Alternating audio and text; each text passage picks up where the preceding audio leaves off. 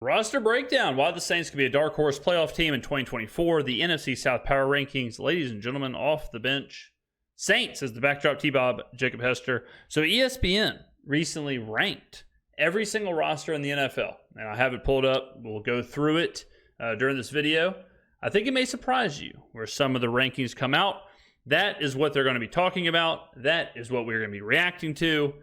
Here we go. So ESPN.com ranked the 32 NFL rosters, and the New Orleans Saints, not the worst, not the best, right? I mean, before we keep going, where do you think they ranked? Where do you think the New Orleans Saints ranked roster-wise in the NFL? 1 to 32. I thought it was a little low, but it's not too low.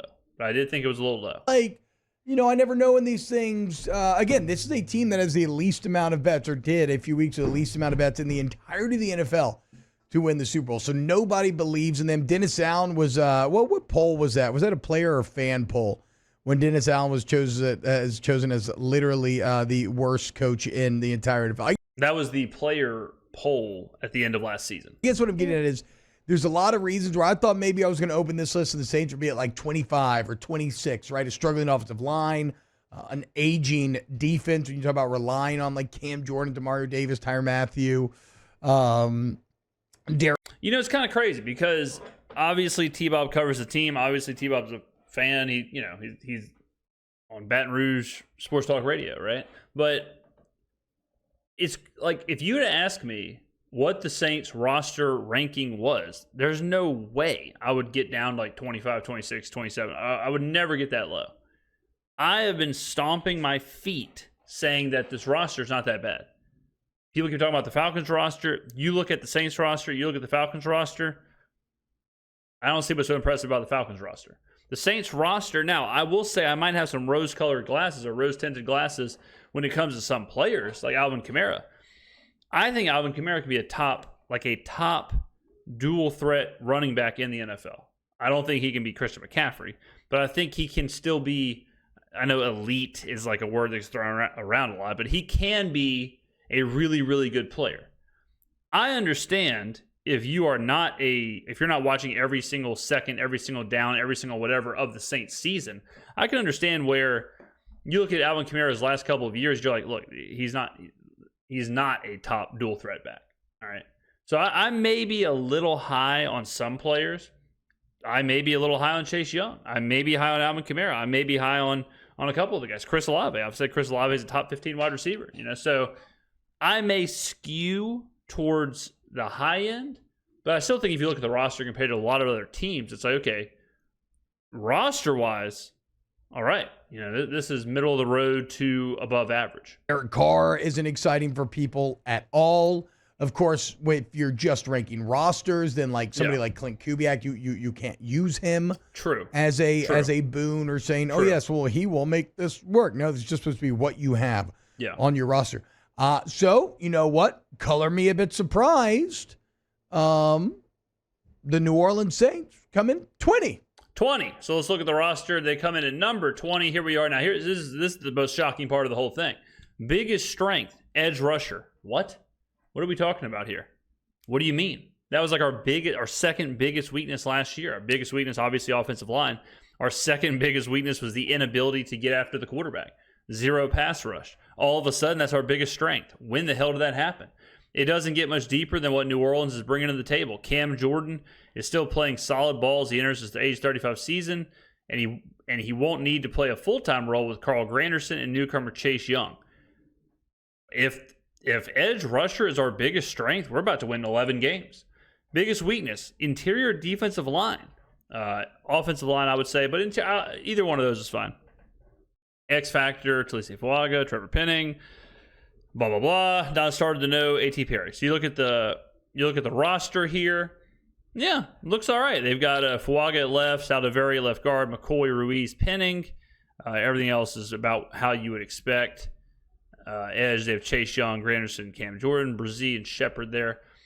So yeah, pretty chill.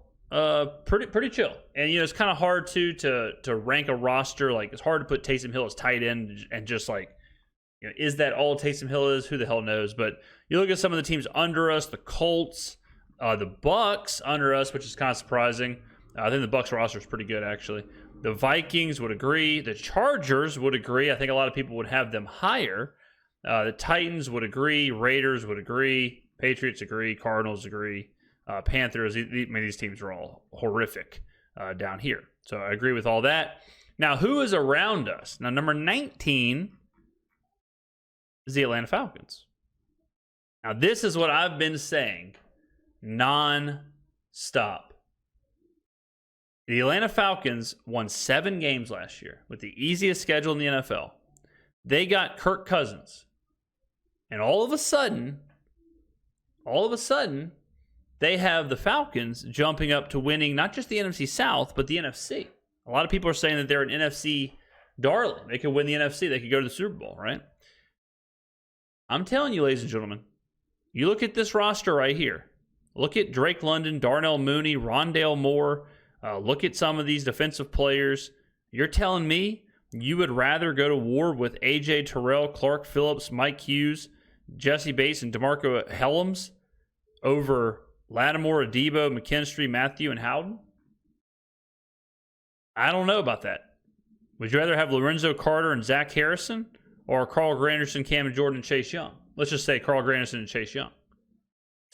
Would you rather have Drake London, Darnell Mooney, Rondale Moore, and Kyle Pitts? Or would you rather have Chris Olave, Rashid Shaheed, Taysom Hill, and A.T. Perry? I don't know. Right? So I think the Bucks are a little low. I think the Bucks, and I think I would swap. I would go Bucks. Who do they have at 18? Pittsburgh. I would go Bears at 17. That's a lot of pressure on Caleb Williams. I think the Bears roster is good, but I'd probably have the Bucks 19, Saints 20, Falcons 21. That's probably how I'd do it, and then drop. I'd go in that direction as far as I was ranking the rosters, but they're all about the same.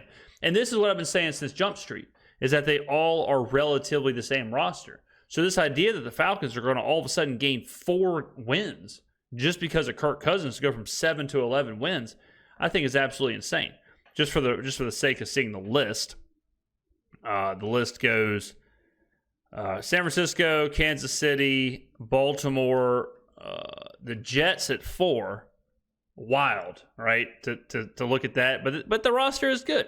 The roster is good. Detroit 5. I'd probably have Detroit higher than the Jets. Cowboys at 6. I would have the Cowboys way lower than 6. You cannot have a top 6 roster with Ezekiel Elliott and Rico Dowdle as your running backs. Cannot happen. Bengals at 7. Texans at 8. Bills at 9. Eagles at 10. Dolphins at 11. Browns at 12. Packers at 13. A little high. Rams at 14. Jaguars at 15. A little high. 16 is the Seahawks, and then we saw the rest. So, ladies and gentlemen, this is why I keep saying I like the Jets for futures. I like the Jets for Super Bowl tickets, for AFC champion tickets. Why? Because they're undervalued because of last year, because of Aaron Rodgers getting hurt. But you're telling me I could get a team, let's just say ESPN's right. You're telling me I could get the 4th best roster in the NFL with Aaron Rodgers in a weak division? You're telling me I could do that? I'll take that every day of the week. So I haven't made any bets yet, but the Jets futures, Jets and Bengals futures is what I'm looking at big time. 5th on this list, 20th, which is not great. Again, you obviously don't want to be in the bottom half of this list. But when you look at your peers, it's also not the worst. Yeah, real quick, I think the highest you could put the Saints would be like 18th. Here's the deal, ladies and gentlemen. You cannot have that weak of a offensive line, wide receiver room, and interior defensive line. You cannot have that and then also be a top 15 ranked roster. It can't happen. So I'm not surprised. I mean, they only had 2 wide receivers listed. We don't even know who the 3 is. Right, so if you're sitting here saying like, "Oh, the Saints should be the top 12," the Saints had this many points per game. None of that factors in. This is strictly a roster. If you're looking at our roster, then you're looking at the offensive line. You're looking at the interior defensive line. You're looking at the wide receiver situation. You're even looking at the tight ends. I can understand why it falls to where it is. I think 20 is a little bit low, but I think anything higher than 17 would be kind of crazy. Who checks in at number 19? The Atlanta Falcons. Who checks in at number 22? The Tampa Bay Buccaneers, right behind you. And then who checks in at number 29, I believe? The Carolina Panthers. So, you may be kind of bad, but you're right on the edge of being the best of the bad. And that's all you got to be. And how is this surprising? You know, like, this is one of those things we were saying last year. Like, how is this surprising? The Bucs, the Falcons, and the Saints are the same team in different uniforms. Like, they're the exact same. So I'm not surprised at all that we're ranked so close to each other. Good. That's our division. Guess what? You win the division, you host a playoff game. That's it. When we're talking about the schedule, and people bring up the Chiefs, and they bring up the Eagles, and they bring up the Cowboys, and they bring up I don't care about those games. Of course, you want to win them. I'm worried about winning the division. That's it. Win the division, host a playoff game. That's it. I don't care if we lose 87-0 against the Chiefs. I don't care if we lose against the Eagles and the Cowboys or whatever else. Win the division. Win the NFC South. Host a playoff game. That is the goal. That is where we're at. Let's just pretend ESPN is right. We have the 20th ranked roster. All of our peers, the Bucs and the Falcons, we're not even talking about the Panthers. Bucs and the Falcons are right there. Beat them. Have a better record than them. Win the division. Go host the playoff game. That's it. That's the conversation. In the NFL, it's all you got to be this season. You need to win the NFC South. It's something that we gave you the benefit of the doubt for the last 2 years, right? The last 2 years, the offseason narrative on the New Orleans Saints has been, well, they should win the South because everybody else sucks just a little worse. Like, yeah. See, I think 2 years ago, the roster was worse. So I think 2 years ago, you would have had a roster like the 25th ranked roster, and then things become a little more difficult. Yes, they suck probably, but everybody else sucks a little worse. And especially was the case last offseason where you bring in Derek Carr, Tampa brings in Baker Mayfield, and everybody's kind of like, okay, yeah, like absolutely now. All this division's garbage, but the Saints should be the best of the garbage. That did not come to pass. Yeah. And yet, here we sit again, and, well, I don't think many are going to predict this. They definitely have as good of a shot as any. Yeah. Of winning this division. In fact, the only team that feels like they don't have a shot, I guess, are the Panthers. Yeah, they're horrible. They're horrible. The Falcons roster may be better. I still do have some major questions about the Falcons defensively. That said, I think the Raheem Morris hire is probably a good one. Why? Why? Maybe. But you got a guy who's a career 20 games under 500 as a head coach. You got an offensive coordinator who's never called plays before. Like, yeah, it might be a good hire, but I don't know. Here's the fact of the matter. Raheem Morris is not as good of a defensive coordinator / coach as Dennis Allen. That's a fact. Is Raheem Morris a better head coach? Time will tell. He certainly hasn't been in the past, right? So maybe it is better. But you have a bottom 5 defense last year. The Falcons were a horrible defensive unit. Unless Kirk Cousins is playing edge rusher, it's hard for me to see how Kirk Cousins alone on one leg is going to drag that up for anywhere around 4 wins. Unless Michael Penix is playing safety, I don't know. If for nothing else, then maybe just a bit of change or shakeup was needed in Atlanta after a few Arthur Smith years. Yeah, Arthur Smith's culminating in last season where you just, you have that's the funny. The only person that was close to Carmichael in the analytics of offensive play callers last year, on the bottom left of the bar graph, the only person that was close was Arthur Smith. Those are far and away the 2 worst offensive play callers in the NFL. Part about the Falcons' disconnect is here their roster sits 1 slot ahead of you because they have these elite offensive weapons. But why did Arthur Smith get fired? Because he refused to engage with these elite offensive weapons. He refused to play them or highlight them or manipulate creative matchups for them. Now, that maybe changes under Raheem Morris. We'll see. But that's another part of it, too. Raheem Morris won't have anything to do with that. So all of the whole, like, Arthur Smith was this, Arthur Smith was that, he couldn't get the ball to Bijan. He couldn't take advantage of this. Raheem Morris is not part of that conversation. That part of the conversation is Zach Robinson. So you're putting a whole lot of pressure on what you think Zach Robinson can do with these weapons. In the same way, Falcons and Saints, always two peas in a pod, whether it's in failing together, hating each other, or maybe randomly getting good at times. Now, you may say, well, James, you've been saying the exact same thing about Clint Kubiak, that Clint Kubiak is going to do what Pete Carmichael couldn't do, and you're putting a lot of pressure on Kubiak, and I agree 100%. My whole point is that the Falcons and the Saints are doing the same thing. So if you're sitting here saying, well, the Saints have this, the Saints have this, Saints are we don't know about this, 9 wins. You can't also say, ooh, the Falcons have this. Wow, they're going to win 12 games. They could win the NFC. They both can't be true. Now, if I've been saying what I've been saying about the Saints, I'm not going to rehash it. If you've been watching the channel, you know. I've been saying this, the Saints are going to be somewhere in that neighborhood of 8, 9, 10 wins. I have been saying the Falcons are going to be somewhere in that neighborhood of 8, 9, 10 wins. I think the Buccaneers are going to be somewhere in that neighborhood of 8, 9, 10 wins. If that's where we're at, if that's what you agree on, I'm right there with you. I just don't see any way in the world one of those 3 teams takes off and explodes for like 12 wins and is a legitimate threat to win the NFC. Both seem to leave a lot on the table offensively last year. Now both are looking to fix it. I love the Clint Kubiak angle to maybe take this roster and put it right ahead of Atlanta, even though they rank one spot ahead of you on this list.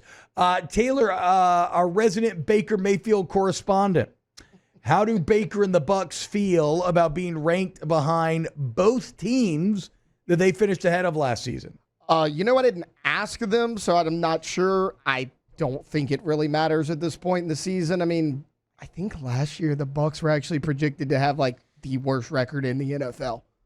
Yeah, they were. We covered that actually on this channel. NFL Live said that the Buccaneers could be in play for the first overall pick, and I said that was absolutely ridiculous. I said their roster was too good of a roster to be that bad. And I said back then, this is preseason last year, I said Mike Evans, Chris Godwin, Baker Mayfield, Rashad White, like, okay, we can do something here. Like, this is a middle-of-the-road team. I think I said in that video, this is a 500 team, not the first overall pick team.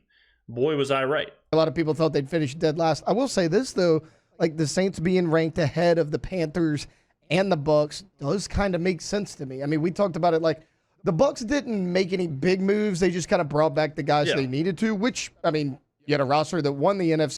Besides their offensive coordinator.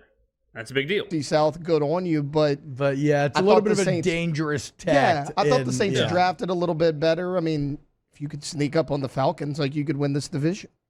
And again, like, do we have any great reason? I guess Kirk Cousins, in the same way that Derek Carr was the reasons last year, you think that Kirk Cousins is going to be the reason this year.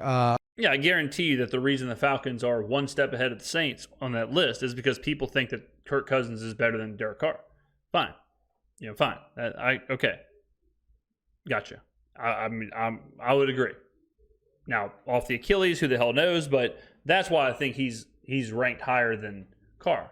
Now, if you really start digging into things, the Saints could have a top 10 defense. Falcons could have a bottom 5 defense. So that's a big deal. There's a bigger difference between top 10 defense and a bottom 5 defense than there is the difference between how good Kirk Cousins is compared to Derek Carr. Well, maybe the Falcons are in the driver's seat, even though I still got questions about how you come back from an Achilles tear. But if anybody can do it, quarterback's probably the friendliest position to do it. And Kirko's going to put in the work, if nothing else. And I'm not a doctor. I'm not a medical professional, but I would think quarterback is one of the hardest positions to come back from Achilles because you're constantly driving off of that Achilles. Was it his right Achilles? I would assume. I mean, you're planting and driving off of that Achilles. That's got to be pretty tough for a quarterback. Reportedly, he looks great in that regard. For what it's worth, the New York Giants were given the worst roster in the entirety of the NFL. Good news, we play them.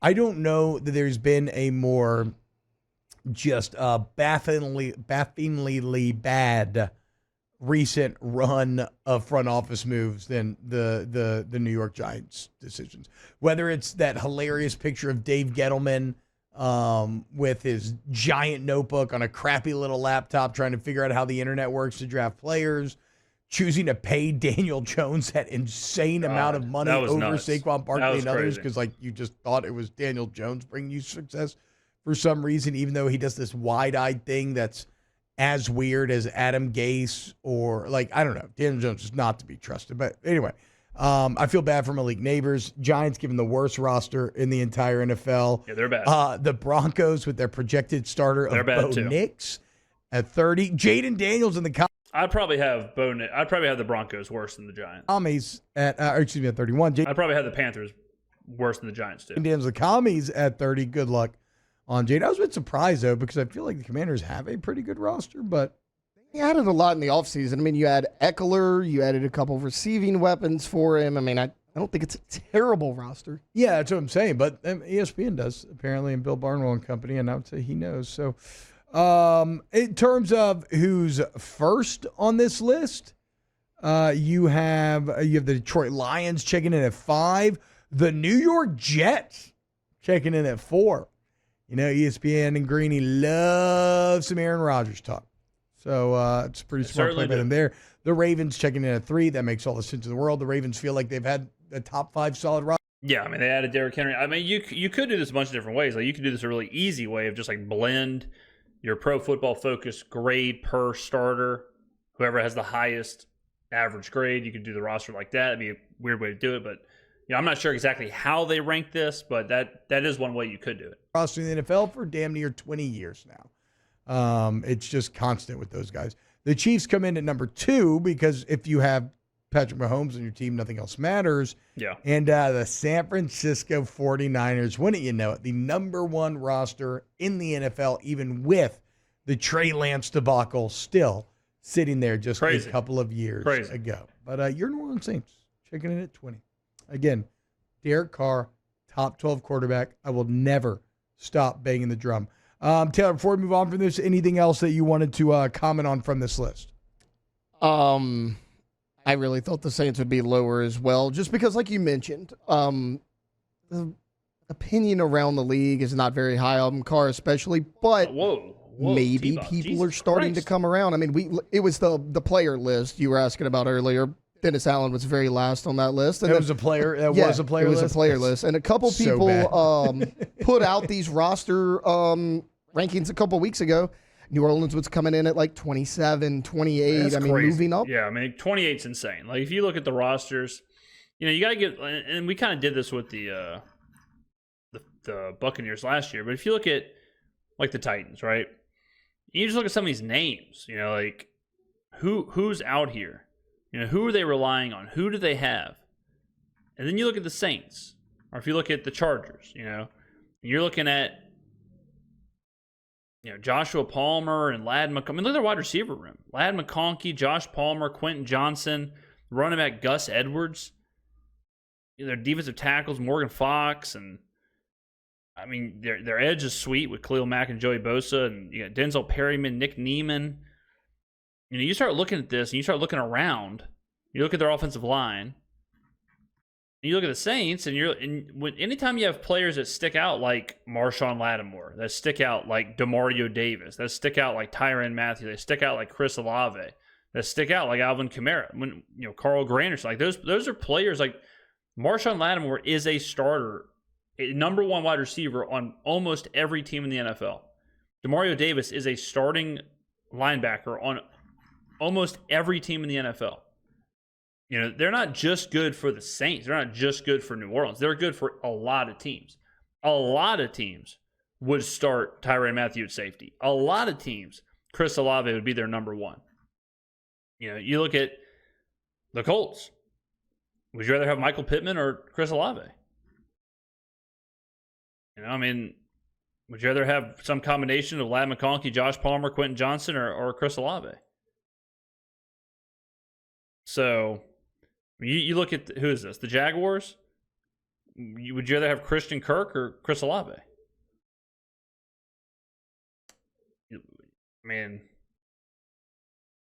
It's not that bad. The roster is not that bad. Now, I do not think it can be up in here. I don't think it can be like I said, it can't be 14, can't be 15, can't be 16, can't be anywhere in there. But it somewhere between the Bears, like from 17,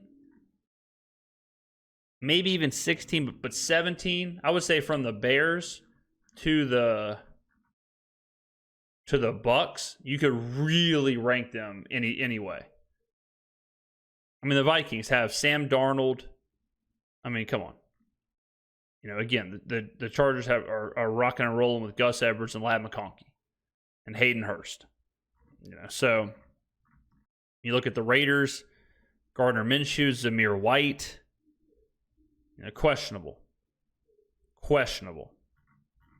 A lot of these hombres. Drake May here with the Patriots. I mean, look, like think about Olave. I know I keep pointing to this, but then look at DeMario Douglas, Kendrick Bourne, and Jalen Polk. Like, who in the hell are these guys? Who are these people? You're going with DeMario Douglas, Kendrick Bourne, Jalen Polk, and Drake May? Woo! Good luck. Juwan Bentley from my New Orleans Saints Madden franchise. Good luck. So, you look at the Panthers. I mean, this is just a complete joke here.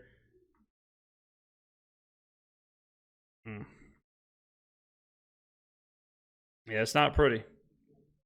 I mean, the Broncos are rough. I think the Broncos are worse than the Giants. I think Daniel Jones is better than Bo Nix. I think almost every receiver for I would say that all three receivers for the Giants are better than any of the receivers for the Broncos. I take my chances with Dexter Lawrence and Nunez Roches and Brian Burns and Kayvon Thibodeau. That's not a bad defensive line compared to this Broncos front. And this is brutal right there. That's a brutal roster. I think the Broncos might be the worst roster in the NFL. Up a little bit. You're allowed to get better in the offseason. It kind of seems like that's the look around the NFL now. Look, it all comes down to the offensive line, man, for the Saints team. If that offensive line is middle of the pack, I think this will be a very good offense. Yeah, agreed. I agree with that. If they suck, then obviously disaster and nothing works. Yeah. But I don't think they have to be great. They just have to be solid. T-Bob, listen to the channel. I appreciate that. 16. T-Bob, get in the comments below, my friend. My super sweet 16. Do it O-line. That's what we need you to do. Firmly middle of the pack, and I think these Saints will make the playoffs. Agreed. If you told me the offensive line graded out as the 20th offensive line in the NFL at the end of the year, I would say we'd probably make the playoffs. We win double-digit games. If they're any better, whoo, baby. Now, if you told me they're 32, we got some problems. Ladies and gentlemen, get on down in the comments below. Were you surprised by the rankings? Where would you have the Saints? Thank you very much for watching. I will see you in the next video.